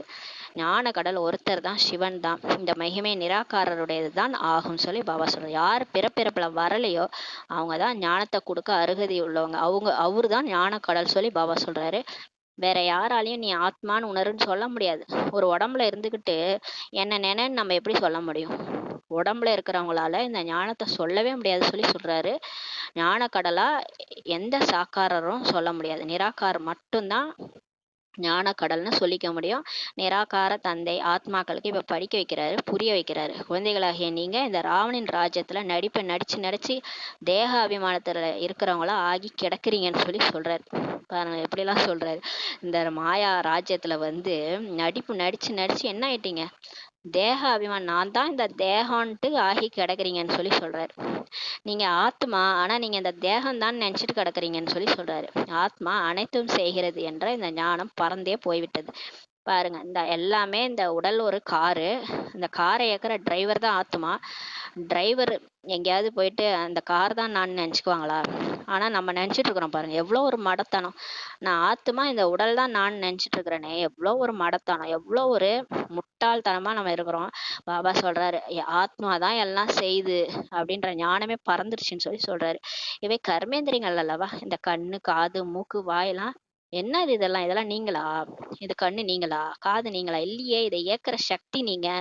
இது உங்களுக்கு கொடுக்கப்பட்ட இன்ஸ்ட்ருமெண்ட், கர்மேந்திரியங்கள், கர்மா செய்யறதுக்காக இதெல்லாம் கொடுக்கப்பட்டிருக்குன்னு சொல்லி சொல்றாரு. நான் ஆத்மா, இவைகளின் மூலம் கர்மங்களை செய்விக்காமலும் இருக்கலாம் சொல்லி பாபா சொல்றாரு. நிராகார உலகில சரீரமின்றி தான் அமர்ந்திருக்கிறோம். பரந்தாமத்துல யாருக்குமே உடல் கிடையாது. அங்க புள்ளியா தான் உட்கார்ந்துருக்கிறோம். இப்போது நீங்க தனது வீட்டையும் கூட தெரிந்து கொண்டிருக்கிறீர்கள். இப்போ உங்களுக்கு தெரியும் நம்ம எங்கேருந்து வந்தோம், இப்போ எங்கே போக போகிறோம். நம்ம வீடும் நமக்கு தெரிஞ்சு போச்சு. இந்த கோமா ஸ்டேஜில் இருக்கிறவங்களுக்கு கொஞ்சம் கொஞ்சமாக புரிய வைப்பாங்களே, இதுதான்ப்பா உன் வீடு, இதுதான்ப்பா உங்க அப்பா, மறந்துட்டியாப்பான்ட்டு அந்த மாதிரி புரிய வச்சுருக்கிறாரு. பின் அவர்கள் வீட்டை என்ன பண்ணிட்டாங்க, ஈஸ்வரனாக ஏற்றுக்கொள்கின்றனர். பிரம்ம ஞானிகள், தத்துவ ஞானிகளாக இருக்கிறாங்க இல்லையா, அதனால தான் பிரம்மத்தில் ஐக்கியமாயிடுவோன்ட்டுலாம் சொல்கிறாங்க. பாருங்க, அந்த அந்த சன்னியாசிகள் என்ன நினைச்சுக்கிறாங்க, நம்ம இருக்கிற வீட்டையே பரந்தாமத்தையே ஈஸ்வரனா நினைச்சுக்கிறாங்க. அகம் பிரம்மாஸ்மின்றாங்க, தானே கடவுள் சொல்லிக்கிறாங்க. பிரம்ம ஞானின்றாங்க, தத்துவ ஞானியாகி இருக்கிறாங்க. பிரம்மத்துல ஐக்கியமாயிருவோன்ட்டு சொல்றாங்க. முக்தி அடைஞ்சிருவோம், மோட்சம் அடைஞ்சிருவோம், நாங்க இனிமே நடிக்கவே வரமாட்டோம்னு சொல்லிட்டு திரும்ப திரும்ப பிறக்கிறாங்க. பாபா சொல்றாரு, பிரம்மத்தில் வசிக்க போகிறோம் என்று சொன்னார்கள் என்றால் ஈஸ்வரன் வேறு என்றாகி விடுகிறது சொல்லி சொல்றாரு. பிரம்மத்துல போய் நாங்க வாழ போறோம்னு சொல்றாங்கன்னா அப்ப ஈஸ்வரன் யாரு, அவர் வேற யாரோன்ற மாதிரி ஆயிடுதுன்னு சொல்லி சொல்றாரு. இவர்களோ பிரம்ம தத்துவத்தையே ஈஸ்வரன்ட்டு சொல்லிடுறாங்க. அதாவது கடவுளோட நான் கலந்துருவேன்னு சொல்றாங்கல்ல, அது தப்பு. கடவுளோடலாம் கடக்க முடியாது. கடவுள் வேற, நம்ம வேற. இப்ப அப்பா வேற, பையன் வேற தானே. அப்பாவோட நான் கலந்துட்டேன்னு எந்த ஒரு பையனாவது சொல்லுவானா? அப்பா வேற ஆத்மா, பையன் வேற ஆத்மா. ஆத்மாவோட எப்படி கலக்க முடியும்? பாபா சொல்றாரு, என்னோட எல்லாம் கலக்க முடியாது. நான் ஒரு ஆத்மா, நீங்க ஒரு ஆத்மா. அவங்க பிரம்ம தத்துவத்தையே நான் நினைச்சிட்டு என்னல கலந்துருவான்னு சொல்றாங்க. ஆக்சுவலா பிரம்ம தத்துவன்றது ஒரு தத்துவம். இங்க எப்படி 5 தத்துவம் இருக்குதோ, ஆகாயம், பூமி, நெருப்பு, நீர், காற்றுன்ட்டு 5 தத்துவம் இருக்குதோ, அந்த மாதிரி ஒரு 6வது தத்துவம் தான் பிரம்ம தத்துவம். அங்க ஆத்மாக்கள் வசிக்கிற இடம் தான் அது. ஒரு இடத்துல போய் நம்ம எப்படி கலந்துருவோம்னு சொல்ல முடியும்? இப்ப பூமியில ஒரு இடத்துல நான் கலந்துருவேன்னு சொல்ல முடியுமா? அந்த மாதிரி சொல்றாங்க. இதுவும் கூட நாடகத்துல பதிவாயிருக்கிறது. என்ன பண்றதுன்னு சொல்லி சொல்றாரு. புரிஞ்சுக்காம சொல்றாங்க. தந்தையே மறந்து விடுகின்றனர் சொல்லி சொல்றாரு. அவங்கதான் போன கல்பத்துல பாபா யாருன்னு பார்த்துட்டு முக்தி அடைஞ்சு போனாங்க. ஆனா மறந்துட்டாங்கன்னு சொல்லி சொல்றாரு. அந்த தந்தையை உலகின் எஜமானன் ஆக்கிறார். ஆனா எப்பேற்பட்ட கடவுள் நம்மள உலகத்துக்கே எஜமான ஆக்குறாரு. அவரை நினைவு செய்ய வேண்டும் அல்லவா சொல்லி பாபா சொல்றாரு. அவரை நினைக்காம ஊர் உலகத்துல இருக்கிற எல்லாரையும் நினைச்சிட்டு இருக்கிறீங்கன்னு சொல்லி சொல்றாரு. ஏனென்றால் அவர் தான் சொர்க்கத்தை உருவாக்குபவர். கடவுள் தான் சொர்க்கத்தை, அல்லாஹ் எவனை படைத்தார்னா அவர் தான் சொர்க்கத்தை உருவாக்கி அங்க நம்மளை கூட்டிட்டு போறாரு. இப்போது நீங்க புருஷோத்தம சங்கமயுகத்தினோட பிராமணரா இருக்கிறீங்கன்னு சொல்லி சொல்றாரு. நீங்கள் உத்தம புருஷர்களாக இப்ப ஆகுறீங்க. தரம் தாழ்ந்த புருஷர்கள் உத்தமர்களின் முன்பாக தலை வணங்குகின்றனர். தேவதைகளின் கோயில்களில் சென்று எவ்வளவு மகிமை பாடுறாங்க. லட்சுமி நாராயணன் என்ன செஞ்சுட்டு போனாங்க, அவங்க கோயிலுக்கு முன்னாடி போய் அவ்வளவு மகிமை பாடுறாங்க. நாம் தான் தேவதைகளாகிறோம் என்பது இப்போது நீங்க தெரிஞ்சுக்கிறீங்கன்றாரு. இது மிகவும் எளிமையான விஷயமே ஆகும். இதெல்லாம் புரிய வைக்கிறது ஈஸியான விஷயம்ன்றாரு. விராட ரூபத்தை பற்றியும் கூட சொல்லியிருக்கிறார். விராட சக்கரம் அல்லவா, அவர்கள் வெறுமனே பாடுகின்றனர். இந்த விராட ரூபன்றது நம்ம தலையில தேவதைகள் இருப்பாங்க, அதுக்கப்புறம் தேவதைகள், அதுக்கப்புறம் சத்திரியர்கள், அதுக்கப்புறம் வைஷ்ணவர்கள், அதுக்கப்புறம் சூத்திரர்கள். இதுதான் இந்த அப்படியே கால் பாதம் வரைக்கும் காமிச்சிருப்பாங்க. அதுதான் விராட ரூபம், விராட சித்திரம் சொல்லி பாபா சொல்றாரு. அத கூட நம்ம பாபா சொல்லியிருக்கிறாரு. விராட ரூபத்தை பற்றி கூட சொல்லியிருக்கிறாரு. விராட சக்கரம் அல்லவா, இது விராட சக்கரம் தான். ஏன்னா நம்ம தேவதையா இருந்தோம், அதுக்கப்புறம் சத்திரியரா ஆனோம், அதுக்கப்புறம் வைஷ்ணவரா ஆனோம் துவாபர யுகத்துல, அதுக்கப்புறம் கலியுகத்துல சூத்திரரா ஆயிட்டோம். அவங்க வெறுமனே பாடுறாங்க, பிராமண, தேவதா, சத்திரிய அப்படின்ட்டு பாடுறாங்க. லட்சுமி நாராயணர் முதலானவர்களின் படங்கள் கூட இருக்கின்றன அல்லவா சொல்லி பாபா சொல்றாரு. லட்சுமி நாராயணோட படம் கூட இருக்குது பக்தி மார்க்கத்துல. தந்தை எல்லாத்தையும் சரிப்படுத்துகிறாரு, உங்களையும் கூட சரிப்படுத்தி கொண்டிருக்கிறார். பாபா அந்த பக்தி மார்க்கத்துல இருக்கிற படத்தெல்லாம் கூட சரிப்படுத்துறாரு, நம்மளையும் இப்ப சரிப்படுத்திட்டு இருக்கிறாரு. ஏனென்றால் பக்தி மார்க்கத்தில் பிறவி பிறவிகளாக நீங்கள் செய்து கொண்டு வந்த அனைத்துமே தவறாகும் சொல்லி பாபா சொல்றாரு. பக்தியில நீங்க பண்ணது எல்லாமே தப்புன்னு சொல்லி சொல்றாரு. அதனால சம பிரதானம் தான் ஆயிட்டீங்க. இப்போது இருப்பதே சரியற்ற உலகமாகும். இப்ப நீங்க இருக்கிறது காரிருள், கலியுகம் கடைசி. இது உலகமே தவறு. இங்க யார் சொன்னாலும் அவங்க பேச்சு கேட்கவே கூடாது. ஏன்னா மனித வழி துக்கத்துக்கான வழிதான். பாபா சொல்றாரு, இதில் துக்கமே துக்கம் தான் இருக்கிறது. ஏனென்றால் ராவண ராஜ்யமாக இருக்கிறது சொல்லி பாபா சொல்றார். அனைவருமே இங்க விகாரிகளாக இருக்கிறாங்க. ராவணின் ராஜ்யம் சரியற்றது. ராமனின் ராஜ்யம் தான் சரியானதாகும் சொல்லி சொல்றார். இதுவோ கலியுகம், அதுவோ சொர்க்கம். இது புரிந்து கொள்ள வேண்டிய விஷயம் அல்லவா? இவர் சிவபாபா சாஸ்திரங்களை எடுத்து எப்போதாவது பார்த்துருக்கிறீங்களா? எங்கேயாவது சிவபாபா போய் புக்கு வச்சு படிச்சு பார்த்துருக்குறீங்களா? அவருக்கே உடம்பு கிடையாது. அவர் எங்க இந்த புக்கை எடுத்து படிப்பார்? தனது ஞானத்தை தான் கொடுத்தார். அவர் மேல இருந்து பார்க்குறாரு. அவர் தான் டைரக்டர் ஆஃப் த ட்ராமா. இந்த உலக சிவனின் திருவிளையாடல் சொல்றோம்ல, இந்த உலகமே நாடக மேடை, நாம் அனைவரும் நடிகர்கள்ன்ட்டு ஷேக்ஸ்பியர் சொன்னார். இந்த நாடக மேடை அமைச்சதே அந்த கடவுள் தான். அவர் ஏன் சாஸ்திரத்தை படிக்கணும்? அவர் மேல இருந்து எல்லாத்தையும் பார்த்துட்டு சொல்றாரு. அவரே ஞானக்கடல். அவருக்கே ஞானம் நம்ம சொல்ல முடியுமா? அவர் தான் ஞானத்தை கொடுக்குறாரு. படைப்பை பற்றியும் புரிய வைத்தார். அவர்களுடைய புத்தியில் சாஸ்திரங்கள் இருக்கின்றன. அவற்றை படித்து பிறருக்கும் கூறுகின்றனர். அந்த சாஸ்திரவாதிகள் சாஸ்திரத்தை படிச்சு படிச்சு மற்றவங்க சொல்றாங்க. ஆக அனைவருடைய சுகத்தின் வள்ளல் ஒரு சிவபாபா தான் ஆவார். அவரே உயர்விலும் உயர்வான தந்தையா இருக்கிறாரு. அவரே தான் பரம்பிதா பரமாத்மா என்று சொல்லப்படுகிறார் சொல்லி பாபா சொல்றாங்க. எல்லைக்கு அப்பாற்பட்ட தந்தை கண்டிப்பாக எல்லைக்கு அப்பாற்பட்ட ஆசையை தான் கொடுப்பாரு. இப்போ இந்த எல்லைக்குட்பட்ட அப்பா இருக்கிறாருல, அவர் என்ன கொடுப்பாரு? மிஞ்சி மிஞ்சி போனால் அந்த வீடை நீ எடுத்துக்கோ, இந்த ஃபர்னிச்சர்லாம் நீயே வச்சுக்கோ, நான் போன பிறகு இதெல்லாம் யூஸ் பண்ணுங்கன்னு சொல்லுவார். ஆனால் இந்த கடவுள் நமக்கு எல்லைக்கு அப்பாற்பட்ட அப்பா, உயிரோடைய அப்பா, உடலுடைய அப்பா அவரு, ஆத்மாவுடைய அப்பா பரம்பிதா பரமாத்மா. அவர் என்ன நமக்கு கொடுப்பாரு? நமக்கு கண்டிப்பாக எல்லைக்கு அப்பாற்பட்ட ஆசையை தான் கொடுப்பாரு. நம்ம எடுக்க போகிற பல ஜென்மங்களுக்கு நம்ம வீடு வாசல் சொத்து சுகம் உறவினர்களோட சந்தோஷமாக வாழறதுக்காக இந்த ஞானத்தை கொடுக்குறாரு. சொர்க்கத்தையே கொடுக்குறாரு. சொர்க்கத்தை எடுத்துட்டு வர்றாரு. பாபா சொல்றாரு, 5000 வருடங்களுக்கு முன்பு நீங்க சொர்க்கவாசியா இருந்தீங்க, இப்போதுதான் நரகவாசி ஆயிட்டீங்கன்னு சொல்லி சொல்றாரு. தந்தை ராமன் என்று சொல்லப்படுகிறார். சீதையை களவு கொடுத்த அந்த ராமன் அல்ல. அவர் ஏதும் சத்கதி வழங்கும் வள்ளலே அல்ல. அந்த ராமன் ராஜாவாக இருந்தார், மகாராஜாவாக கூட இருக்கவில்லை. பாபா சொல்றார், இது முக்கியமான பாயிண்ட். திரேதாயுகத்துல ராமன் ராஜாவா தான் இருந்தாராம், மகாராஜாவா கூட இருக்கவில்லையாம். அப்ப லட்சுமி நாராயணன் தான் மகாராஜாவா இருந்திருக்கிறாங்க. பாபா சொல்றாரு, ஒரு காலத்துல நீங்க தான் சொர்க்கவாசியா இருந்தீங்க, இப்ப நரகவாசி ஆயிட்டீங்க. பாபா தான் ராமன் என்று சொல்லப்படுகிறார். உண்மையான ராமன் சிவபாபா தான். சீதையை அந்த சீதையை களவு கொடுத்த ராமன், அந்த ராமாயணத்துல எழுதியிருக்க கதையில வர ராமன் கிடையாது. வில்லம்பு வச்சிருக்காரு அந்த ராமன் கிடையாது. இங்கே நம்மளுடைய அப்பா ராமனா இருக்கிறது சிவபாபா தான். அந்த ராமன் நமக்கு சத்கதி வழங்கும் வள்ளலே கிடையாது. அந்த ராமன் ராஜாவாக தான் இருந்தார் சொல்லி சொல்றார். மகாராஜா மற்றும் ராஜாவின் ரகசியம் கூட புரிய வைத்திருக்கிறார். அவர் 16 கலைகள், இவர் 14 கலைகள். மகாராஜாவா இருக்கிறவங்க 16 கலைகள் நிரம்பியிருப்பாங்க. சாதாரண ராஜாவா இருக்கிறவங்க 14 கலைகள் நிரம்பியிருப்பாங்கன்னு சொல்லி சொல்றாரு. ராவண ராஜ்யத்துல ராஜாக்கள் மகாராஜாக்கள் இருக்கிறாங்க. அவர்கள் மிகவும் செல்வந்தர்களா இருப்பாங்க. இவர்கள் குறைவான செல்வந்தர்கள் சொல்லி பாபா சொல்றாரு. அவர்களை ஒருபோதும் சூரிய வம்சத்தர் சந்திர வம்சத்தர் என்று சொல்ல மாட்டோம். இப்ப துவாபர யுகத்துல இருந்து வர ராஜா மகாராஜா இருப்பாங்க.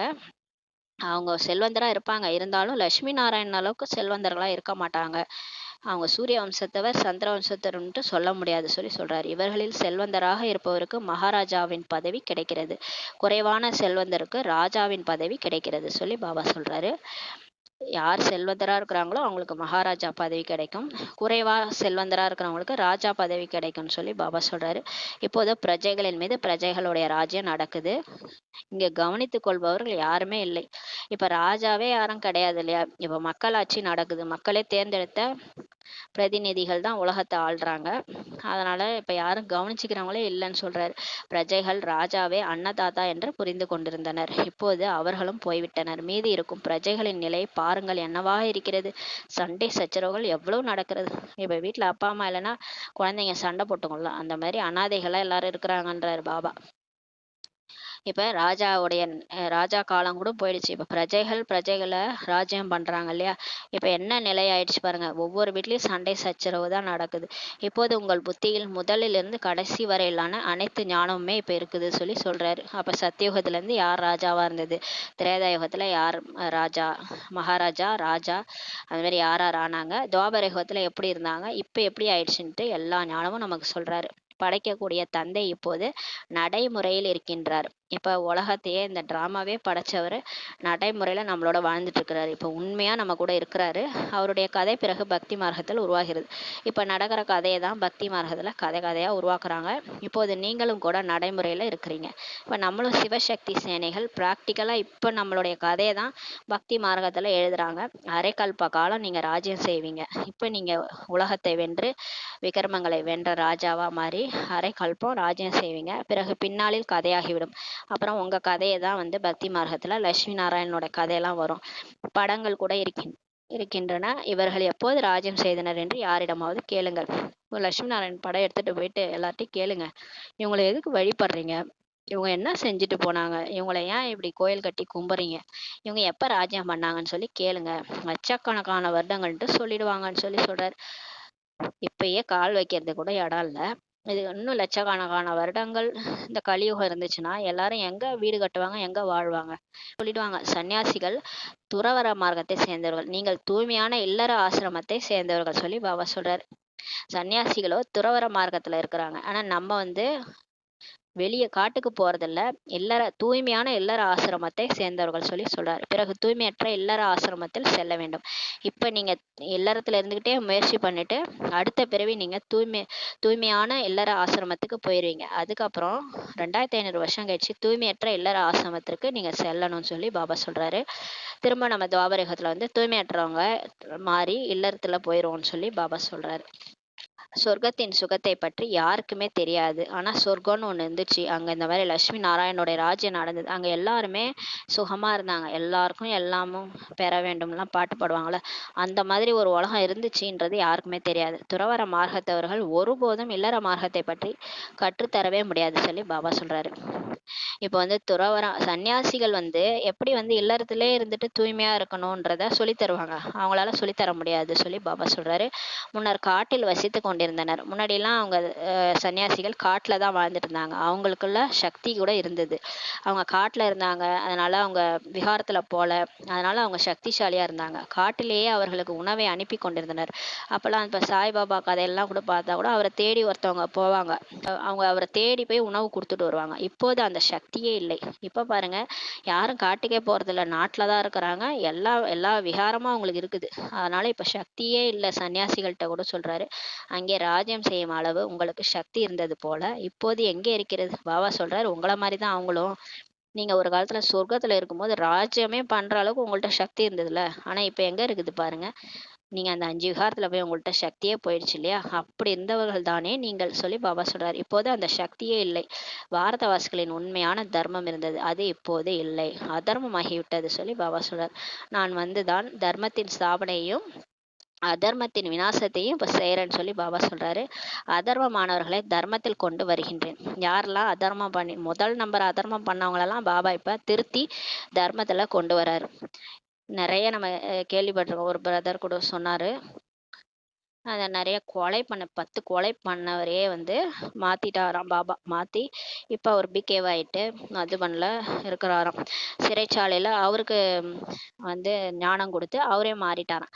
அது மாதிரி கொள்ளை அடிச்சவரே ஒரு சிஸ்டரை பார்த்துட்டு இவங்க என்ன இவ்வளோ இதா இருக்கிறாங்க சொல்லிட்டு அவங்க பின்னாடியே போய் சென்டருக்கு போய் கிளாஸ் கேட்டு அவரு மாறிட்டாராம். அதனால பாபா தான் இப்ப அதர்மமானவர்களை கூட தர்மத்துல கொண்டு வராரு. மிகுந்திருப்பவர்கள் விநாசமாகி விடுவார்கள். யாரெல்லாம் திரும்ப அதர்மத்துல போறாங்களோ, பிகே ஆகாம நான் பிகேவா இருக்கிறாங்களோ அவங்கெல்லாம் விநாசம் ஆயிடுவாங்கன்னு சொல்லி சொல்றாரு. விநாசத்துல இறந்துருவாங்க. என்றாலும் கூட அனைவருக்கும் தந்தையின் அறிமுகத்தை கொடுங்கள். இருந்தாலும் எல்லாருமே பாபாவுடைய குழந்தைகள் இல்லையா? கருணை வைங்க. நீங்கெல்லாம் கருணை கடல் தந்தையுடைய குழந்தைகள். அதனால எல்லாருக்கும் பாபாவுடைய அறிமுகத்தை கொடுங்கன்னு சொல்லி பாபா புரிய வைக்கிறார். தந்தை தான் துக்கத்தை நீக்கி சுகத்தை கொடுப்பவர் என்று சொல்லப்படுகிறார். ஒரே ஒரு கடவுள் தான் துக்கத்தை நீக்கி சுகம் கொடுப்பவர். மற்ற யாராலையும் எந்த மனுஷனும் நம்ம துக்கத்தை நீக்க முடியாது. எப்போதும் துக்கம் நிறைந்தவர்களாக ஆகிறார்களோ அப்போது சுகம் நிறைந்தவர்களாக ஆக்குகிறார். எப்போது எல்லாம் துக்கம் நிறைஞ்சவங்களா ஆகுறாங்களோ அப்பதான் கடவுளே நம்மளை சுகம் நிறைந்தவர்களா ஆக்குறாரு. இதுவும் கூட அனாதியாக உருவாக்கப்பட்ட விளையாட்டாகும். இது ஏற்கனவே உருவாக்கப்பட்ட விளையாட்டு. இப்ப சினிமாலாம் ஓடுது இல்லையா? அப்படியே காட்சி எடுப்பாங்க, எடுத்து ரிலீஸ் பண்ணிட்டா மாத்த முடியாது, அது அப்படியே ஓடிக்கிட்டே இருக்கும். அதே மாதிரிதான் இதுவும் எப்பயோ ஒரு தடவை உருவாக்கப்பட்ட சினிமா. இது வந்து ஓடிக்கிட்டே இருக்கும். இதுல மாற்றமே ஏற்படாது. இது ஒரு விளையாட்டுன்னு சொல்லி பாபா சொல்றாரு. நல்லது. இனிமேல் இனிமையான காணாமல் போய் கண்டெடுக்கப்பட்ட செல்ல குழந்தைகளுக்கு தாயும் தந்தையுமான பாப்தாதாவின் அன்பு நினைவுகளும் மற்றும் காலை வணக்கமும். ஆன்மீக குழந்தைகளுக்கு ஆன்மீக தாய் தந்தையின் நமஸ்காரம். நாம் ஆன்மீக குழந்தைகள் ஆன்மீக தாய் தந்தைக்கு நமஸ்காரம். தாரணைக்கான முக்கிய சாரம். ஃபர்ஸ்ட் பாயிண்ட், இந்த புருஷோத்தம சங்கம யுகத்துல உத்தம புருஷர் ஆகிறதுக்காக ஆத்ம அபிமானி ஆகக்கூடிய முயற்சியை செய்ய வேண்டும். உத்தம புருஷர் ஆகணும்னா நான் இந்த உடலே இல்லை, நான் ஆத்மான்ற பயிற்சியை செய்யணும். சத்தியமான தந்தை கிடைத்து விட்டார் எனும்போது எந்த சத்தியமற்ற சரியற்ற காரியமும் செய்யக்கூடாது. உண்மையான கடவுளை கிடைச்சிட்டாரு. அப்ப அந்த உண்மையற்ற விஷயத்தெல்லாம் நம்ம செய்யக்கூடாது. சரியற்ற விஷயத்த செய்யவே கூடாது. முக்கியமா அந்த நான்-பிகேஸ் கூட போயிட்டு அவங்களோட செய்யற காரியம், அவங்களுக்கு நம்ம எது வாங்கி கொடுக்குறோம், நம்மளோட காசு செலவு பண்ணாலே அது பாவ காரியத்துல தான் போயிடும். இப்ப நம்ம கொடுக்குற காசு எடுத்துட்டு போய் ஒரு குடிகாரர் பாவம் பிச்சை போட்டோம்னா, அந்த குடிகாரர் எடுத்துட்டு போய் குடிச்சாருன்னா அந்த பாவ காரியமும் நம்ம தலையில வந்து விழுந்துடும். ஆனா பாபா சொல்றாரு, சரியற்ற காரியமா நீங்க செய்யக்கூடாது. இரண்டாவது பாயிண்ட், மாயின் புயல் காற்றுகளால் பயப்படக்கூடாது. மாயா புயல் வரதான் செய்யும். உங்களுக்கு எல்லாத்துக்கும் டெஸ்ட் பேப்பர் வரும். நீங்க பற்றுல மாட்டிட்டீங்கன்னா பற்றுல டெஸ்ட் பேப்பர் வரும். நீங்க யாரை ரொம்ப நம்புறீங்களோ அவங்க மூலமாவே உங்களுக்கு டெஸ்ட் பேப்பர் வரும். அதே மாதிரி நீங்க காம விகாரத்துல இருந்து வெளியே வரணும்னா காமத்தினோட டெஸ்ட் பேப்பர் வரும். அது வந்துகிட்டே தான் இருக்கும் கடைசி வரைக்கும்ன்றாரு. கோபப்படக்கூடாதுன்னு நினைக்கும் போது தான் கோபப்படுற மாதிரியான விஷயங்கள் நடக்கும். அதுவும் டெஸ்ட் பேப்பர் கடைசி வரைக்கும் நம்மளை மாறுற வரைக்கும் விடாது. மாயா புயல் வந்துகிட்டே தான் இருக்கும்னு சொல்லி சொல்றாரு. அது மாதிரி நம்ம மாறிட்டோம்னா நம்ம கர்மாதித் நிலையை அடைஞ்சிட்டோம்னு அர்த்தம். எவ்வளோ டெஸ்ட் பேப்பர் வந்தாலும் நான் மாறலை, 5 விகாரத்தையும் நான் வென்றுட்டேன்னா நம்ம கர்மாதித் நிலையை அடைஞ்சிட்டோம், கர்ம கணக்குகளை முடிச்சிட்டோம்னு அர்த்தம். அப்போ பெர்ஃபெக்ட் ஆகிட்டா பாபா கிட்ட போகிறதுக்கு ரெடி ஆகிட்டோன்னு அர்த்தம். அதனால நீங்கள் பயப்படாதீங்கன்னு சொல்லி சொல்கிறாரு. சத்தியத்தின் படகு ஆடலாம் அசையலாம், ஆனால் மூழ்கி விடாது என்பது எப்போதும் நினைவிருக்க வேண்டும். இப்போ நம்ம சத்தியத்தோட படகுல ஏறி இருக்கிறோம். கண்டிப்பா இது ஆடும் அசையும். ஆனா ஒருபோதும் அதை ஓட்டுற ஒரு கடவுள்ன்றதுனால மூழ்கி விட்டும் போகாது. பயப்படாதீங்க. இது எப்போதும் உங்களுக்கு நினைவு இருக்கணும். ஐயோ என்னடா இது, நம்ம இந்த மார்க்கத்துல வந்துட்டோமே, தெரியாதனமா ஞானத்துல வந்துட்டோம், பக்தியிலே இருந்திருக்கலாம், இங்க வந்து இவ்வளோ டெஸ்ட் பேப்பர் வருது, இவ்வளோ பிரச்சனை வருது அப்படின்லாம் பயப்படக்கூடாது. ஏன்னா நம்ம கூட இருக்கிறவர் கடவுள். அந்த பஞ்ச பாண்டவர்களோட கிருஷ்ணரே இருந்தார், அதனாலதான் வெற்றி பெற்றாங்க.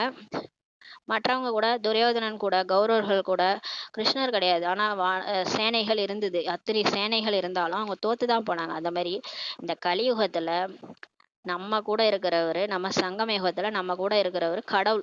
மற்றவங்க கூட கடவுளே கிடையாது, அவங்களுக்கு கடவுள் யாருன்னே தெரியாது. அவங்க படகு தான் முழுகும், நம்ம படகு முழுகாது. அதனால பாபாவே கூட இருக்கிறதுனால பயப்படாதீங்கன்னு சொல்லி சொல்றாரு. சத்குருவின் குழந்தைகள் சத்குருவாகி அனைவரின் படகையும் கரை சேர்க்க வேண்டும். நம்ம எப்படி படகுல ஏறி உக்காந்துட்டு பாபா கூட சந்தோஷமா போயிட்டு இருக்கிறோமோ அது மாதிரி எல்லாருடைய படகையும் நம்ம கரை சேர்க்கணும். சத்குருவோடைய குழந்தைகள் நம்மளும் சத்குருவாகி எல்லாருடைய வாழ்க்கை படகையும் கரை சேர்க்கணும்னு சொல்லி பாபா சொல்றாரு. எல்லாரும் வாழறதுக்கு தான் பயப்படுறாங்க இல்லையா, இந்த வாழ்க்கை எப்படி வாழறது நினைச்சாலே பயமா இருக்கு. எல்லாருடைய வாழ்க்கை படகையும் நீங்க கரை சேர்க்க உதவி செய்யுங்க.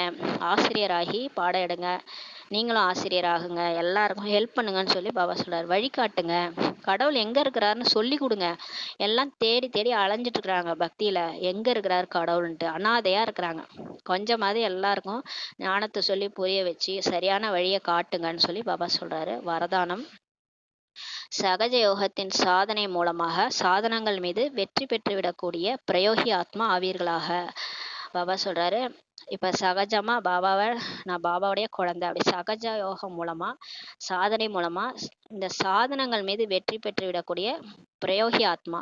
இப்ப நீங்க யோகாவுடைய பவரை நீங்க உங்க வாழ்க்கையில அப்ளை பண்ணிட்டீங்கன்னா, அதுல உங்களுக்கு ருசி வந்துருச்சுன்னா, அதுல சுகம் கண்டுட்டீங்கன்னா, உங்களுக்கு இந்த சாதனங்கள் இருக்கு இல்லையா, இந்த போனு, டிவி, வாஷிங் மிஷினு, இதெல்லாம் சயின்ஸோடைய சாதனங்கள், இதன் மேல உங்களால வெற்றி பெற முடியும்னு சொல்லி பாபா சொல்றாரு.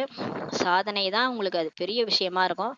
சாதனங்கள்ன்றது சாதாரணமா போயிடும் எப்பன்னா நம்ம பிரயோகி ஆத்மா யோகத்தினுடைய பலனை வாழ்க்கையில அப்ளை பண்ணும்போது, நீங்க எல்லா சொமானையும் நீங்க பிராக்டிஸ் பண்ணும்போது, பாபாவோட நினைவுல இருந்து நீங்க உங்களுடைய வாழ்க்கையில யோகத்தினுடைய பவரை அப்ளை பண்ணும்போது உங்களுக்கு இந்த சாதனம்லாம் ஒன்றும் இல்லாத விஷயமா ஆயிடும்னு சொல்லி பாபா சொல்றாரு. அந்த மாதிரி பிரயோகி ஆத்மாவா ஆவீர்களாக வரதானம் கொடுக்குறாரு. அப்படிதான் பிரம்மா பாபா இருந்தாரு. அவரை பார்க்கும் போதே எல்லாரும் காட்சி கிடைக்கும். அவர் வந்து பாபா நினைவிலே எல்லா காரியம் செய்வாரு. அவர பார்த்தாலே கிருஷ்ணர் ஏதோ ஒரு வேலை செஞ்சுட்டு இருக்க மாரி எல்லாருக்கும் காட்சி கிடைக்கும். அந்த மாரி பிரயோகம் பண்ணாரு. சொமான்லே இருந்தாரு. அந்த மாரி நீங்களும் இருங்கன்னு சொல்றாரு. சாதனங்கள் இருக்கையிலும், சாதனங்களை பிரயோகத்தில் எடுத்து வருகையிலும், யோகத்தின் ஸ்திதி நிலைகுலைந்து போய்விடக்கூடாது. உங்களுக்கு பாபா இப்ப எல்லாமே குடுத்துருக்கிறாரு. கையில ஃபோன்லேருந்து, ஃபேன்லேருந்து எல்லாம் குடுத்துருக்காரு இல்லையா? எதுக்கு குடுத்துருக்கிறாரு? ஏன்னா நம்ம அப்பாவுடைய குழந்தைகள்ன்றனால எல்லா இதுவும் ஃபெசிலிட்டீஸும் நமக்கு கிடைச்சிருக்குது. அதெல்லாம் இருந்தா கூட நீங்க அதோட பிரபாவத்துல போகக்கூடாது. அதோட பிரயோகம் இருந்தாலும், நீங்க யோகாவுடைய ஸ்திதியில இருக்கணும். நான் ஆத்துமா இந்த ஃபோன யூஸ் பண்ணிட்டு இருக்கேன். நான் பாபாவுடைய அந்த ஃபோன் மூலமா பாபாவுடைய சேவைய பண்ணிட்டு இருக்கிறேன். நான் ஆத்துமான்ற அந்த ஸ்திதி குலைஞ்சு போயிடக்கூடாது. அதோடைய பிரபாவத்துல நீங்க போகக்கூடாது சொல்றாரு. யோகியாக இருந்து பிரயோகம் செய்வது, இதற்கு தான் விலகி இருப்பது என்று கூறுவார்கள். எல்லா சாதனங்களையும் யூஸ் பண்ணுங்க. ஆனா விலகி யோகியா இருந்து யூஸ் பண்ணுங்கன்னு சொல்றாரு. அப்பதான் அதன் மேல நமக்கு பற்று வராது. இல்லைன்னா அதே புடிச்சிட்டு உட்காந்துருப்போம். கடைசியில உயிர் போகும்போது கூட ஐயோ ஃபோனை காணோமேன்னு. அப்ப ஃபோனை நினைச்சிட்டே செத்து போயிடுவோம். அதான் பாபா சொல்றாரு, எல்லாட்ட இருந்து விலகி இருங்க. உறவினர்கள்ட்டையும் விலகி இருங்க. பற்று வைக்காதீங்க. ஃபோனு, ஃபேனு எதெல்லாம் சாதனமோ அதுல இருந்தும் விலகிருங்கன்னு சொல்றாரு. சாதனங்கள் இருக்கையிலும் பேரளவில் பற்றற்ற ரூபத்திலிருந்து பிரயோகம் செய்யுங்கள். எல்லாமே உங்கள்ட்ட இருந்தாலும் பற்றற்றது யூஸ் பண்ணுங்க. இது எனக்கு இப்போதைக்கு பாபா கொடுத்துருக்கிறாரு. நான் ஆத்மா இதை யூஸ் பண்றேன். அவ்வளவுதான். ஆத்ம ஸ்திதியில யூஸ் பண்ணுங்க. இச்சை இருந்தது என்றால், உங்களுக்கு விருப்பம் இருந்துச்சுன்னா அந்த இச்சையானது அச்சா நல்லவராக ஆகவிடாது. இச்சை இருந்தால் அச்சாவாக ஆக முடியாது பாபா சொல்றாரு. நமக்கு எது மேலேயாவது விருப்பம் இருந்துச்சுன்னா நம்மளால நல்லவங்களா ஆக முடியாது சொல்றாரு. உழைப்பு செய்வதிலேயே காலம் கழிந்து போய்விடும். அதுக்கப்புறம் முயற்சி பண்ணி அதை விட்டு வெளியே வர்றதுக்கு நம்ம போராடிக்கிட்டே இருப்போம். அதனால போராடியே உங்க டைம் வேஸ்ட் ஆயிடும்ன்றாரு. அந்த நேரத்தில் நீங்கள் சாதனையில் இருப்பதற்கான முயற்சி செய்வீர்கள். மேலும் சாதனங்கள் தன் பக்கம் கவர்ந்திருக்கும். ஆனா கடைசியில நேரத்துல நம்ம பாபாவை நினைக்கணும்னு நினைக்கும் போது இந்த போனோ இல்ல டிவியோ இல்ல ஃபேனோ நம்மளை அது பக்கம் இழுக்கும். ஐயோ நம்ம பாபாவை நினைக்கலாம், ஐயோ இன்னும் விநாசம் வந்துரும் போல இருக்குது, எல்லாமே கடைசி நிலை வந்துருச்சுன்னா அந்த டைம் நம்ம பாபாவை நினைக்கலாம்னு நினைச்சாலும் அந்த டைம் நம்ம இந்த சாதனங்கள்லாம் அந்த பழக்கமாயிடும். அந்த பழக்கமானவனே அந்த சாதனம் நம்மளை பிடிச்சி இழுக்கும்னு சொல்றாரு. எனவே பிரயோகி ஆத்மா ஆகி இப்பவே நம்ம என்ன பண்ணணும், சகயோகத்தின் சாதனை மூலமாக சாதனங்கள் மீது வெற்றி அடையணும். அதாவது இயற்கை மீது வெற்றி அடைபவர் ஆகுங்கள். நேற்றும் இதே வரதானம் தான் சொல்லியிருந்தாரு. இன்னைக்கும் பிரயோகி ஆத்மா ஆகி இயற்கையின் மீது வெற்றி அடைபவர் ஆகுங்கள் இப்பவே எல்லாத்துல இருந்து விலகி இருந்து யூஸ் பண்ணுங்கன்னு பாபா சொல்றாரு. ஏன்னா கடைசியில எல்லாம் நம்மளை கவர்ச்சி பண்ணும் பாபா சொல்றாங்க. ஸ்லோகன்: சுயம் சந்தோஷமாக இருந்து அனைவரையும் சந்தோஷப்படுத்துவதே சந்துஷ்ட மணி ஆவதாகும். தானும் திருப்தியா இருந்து மற்றவங்களையும் திருப்தி படுத்துறவங்க தான் திருப்தி மணி ஆவாங்கன்னு பாபா சொல்றாங்க. ஓம் சாந்தி. நன்றி பாபா, நன்றி ராமா, நன்றி பரிவாரம்.